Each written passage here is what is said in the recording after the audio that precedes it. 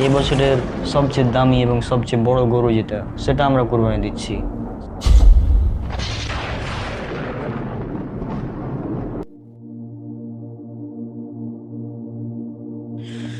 তো আয়ন, তোমরা এবার কি কোরবানি দিচ্ছ?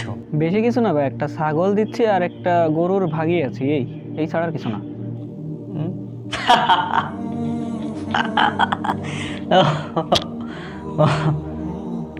আরে তোমাদের কোরবানি তো মানুষকে দেখানোর মতোই না, মানুষ দেখে তো হাসবে তোমাদের কথা যদি শুনে।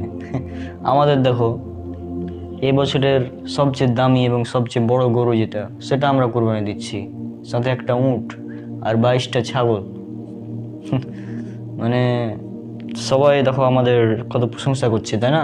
সবাই বলছে রণকের বাড়িতে কোরবানি, মাশাল্লাহ অনেক। কিন্তু ভাই কথা হচ্ছে যে আপনি কি আল্লাহকে সন্তুষ্ট করার জন্য কোরবানি দিচ্ছেন নাকি মানুষকে দেখানোর জন্য? আরে কোরবানি তো আল্লাহর জন্য করছি, তাই না?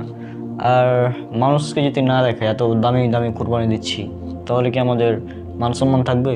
মানে আমাদের একটা স্ট্যাটাস আছে না, সামাজিক স্ট্যাটাস।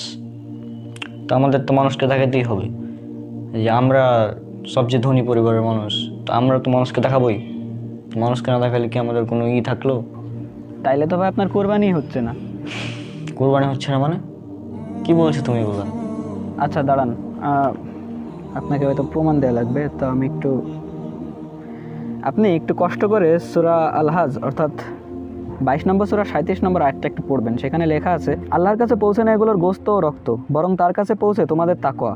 এভাবেই তিনি সেসবকে তোমাদের অধীন করে দিয়েছেন যাতে তোমরা আল্লাহর তাকবীর পাঠ করতে পারো, এজন্য যে তিনি তোমাদেরকে হিদায়াত দান করেছেন। সুতরাং তুমি সৎকর্মশীলদের সুসংবাদ দাও। এখন ভেবে দেখুন, তাকওয়া না থাকলে আপনার আদেও কি কোরবানি কবুল হবে?